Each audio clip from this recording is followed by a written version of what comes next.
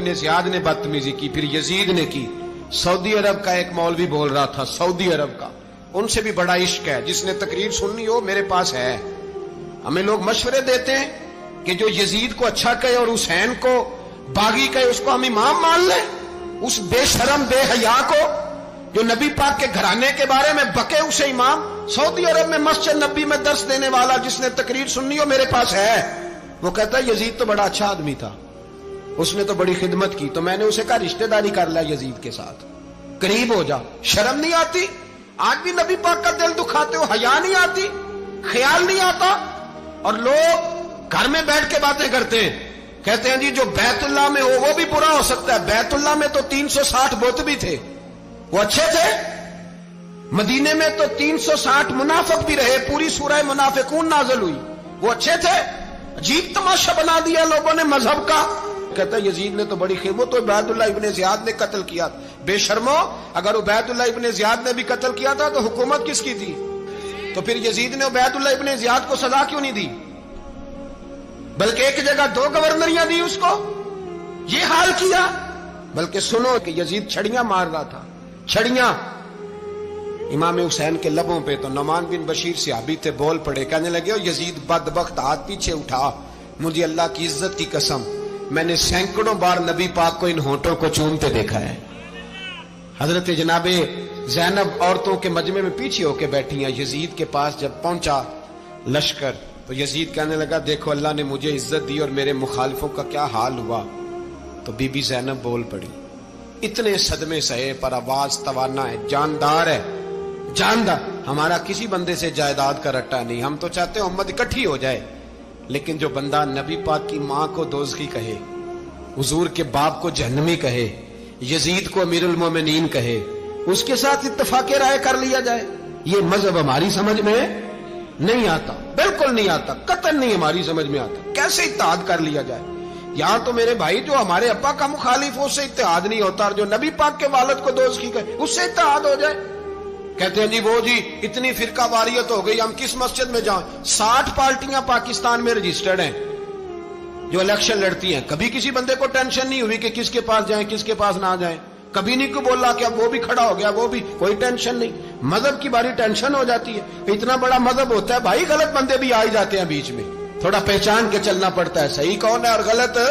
اور یہی تو ہمیں امام حسین نے بتایا ہے کہ مذہب کے اندر ہی تم نے شناخت کرنی ہے کہ بندہ ٹھیک کون ہے اور بندہ غلط. یہی تو کربلا ہے، یہی تو امام حسین نے بتایا، کفر اسلام نہیں، حق اور باطل. تو سمجھیے گا حضرت سیدہ زینب نے جب سنا نا کہ یہ کہہ رہا ہے کہ مجھے اللہ نے عزت دی، تو جناب زینب بولی. نعمان بن بشیر کہتے ہیں بی بی بولی، اتنے صدمے ہیں پر جناب زینب بولی اللہ اکبر. اس انداز میں بولی کہ پہلے قرآن مجید کی آیت پڑھی، کہنے لگی وَتُعِزُّ مَن تَشَاءُ وَتُذِلُّ مَن تَشَاءُ بِيَدِكَ الْخَيْرُ إِنَّكَ عَلَىٰ كُلِّ شَيْءٍ قَدِيرٌ. اور پھر کہنے لگی یزید تو بکتا ہے، کہتا ہے کہ تو عزت والا ہو گیا، یہ تیری حکومت ہے، 4 دن گزرنے دے، تجھ پہ کوئی لعنت بھی نہیں برسائے گا، اور میرے بھائی کا قیامت تک ممبروں میں اور خطبوں میں ذکر ہوا کرے گا، وقت گزرنے دے. جب جناب بی بی زینب بول رہی تھی تو حضور کے ایک نابینا صحابی پاس بیٹھے تھے. جناب نعمان بن بشیر کا ہاتھ ہلایا، ہلا کے کہنے لگے کیا علی آ گئے؟ تو علی کی آواز لگتی ہے، جبریل امی بول رہے ہوں جیسے، حکمت کے گوہر رول رہے ہوں جیسے. دربار دمشق میں بی بی زینب کا خطاب، منبر پہ علی بول رہے ہوں جیسے. میرے بھائی بس کربلا والا قافلہ تو مدینے پہنچ گیا. 3 سال یزید نے حکومت کی، شرابیں عام ہو گئی، مکے پہ حملہ ہوا، خانہ کعبہ کا غلاف جلا، مدینے پہ اس نے حملہ کیا. 3 دن مسجد نبوی میں اس نے گھوڑے باندھے، مسجد نبوی میں صحابہ کو نکال کے اپنا اس نے امام مقرر کیا. لیکن پھر امت نے اسے قبول نہ کیا، پھر وہ رسوا ہوا اور آج تک وہ رسوا ہے. لیکن امام حسین کا نام کل بھی زندہ تھا اور آج بھی. درس یہ ہے، درس یہ ہے، پیغام یہ ہے، پیغام یہ ہے. یاد رکھو موت تیزی سے آ رہی ہے. ہمارے ساتھ والے دائیں بائیں والے سب چلے گئے، اسی طرح نمبر لگے گا، ایک دن اعلان ہوگا. ضمیر کے قیدی بن کے زندگی نہ گزارو، بالکل نہ گزارو. یہ تھوڑی سی زندگی ہے، دنیا سجن المومن. حق بات کرو، حق پہ ڈٹنا سیکھو. دین سمجھو, خبردار رسول پاک صلی اللہ علیہ وسلم کے دین میں ظالم, جابر, فاسق, فاجر کی کوئی گنجائش قطر نہیں ہے. اپنے آپ کو سمیٹو, اپنے آپ کو سنبھالو, دین میں اپنا کردار ادا کرنے کی کوشش کرو. دین طلب کرتا ہے ہم سے کہ ہم نے دین کو کیا دیا ہے. امام حسین نے سارا گھرانہ دین کے لیے دے دیا. ہمارا جو بچہ کسی کام کا نہیں رہتا اسے مدرسے داخل کراتے.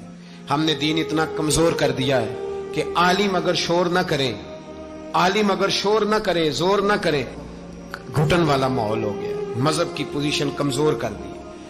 اب جہاں تک اس بات کا تعلق ہے جی فرقے ہو گئے, تو میرے بھائی یہ کوئی اتنی خطرناک بات, یہ کوئی اتنا مشکل معاملہ نہیں ہے. یہ تو امام حسین نے بتا دیا تھا کہ یزید کے طور پر ایک غلط فرقہ کھڑا ہو گیا ہے, لہذا اس کا مقابلہ کرنا ہے. اس میں کوئی بری بات ہے, لیکن ایک سبق ہے بزرگوں کا کہ اگر سچی بات بھی نہیں کرنی تو پھر اس منبر کا حق ادا نہیں ہوتا.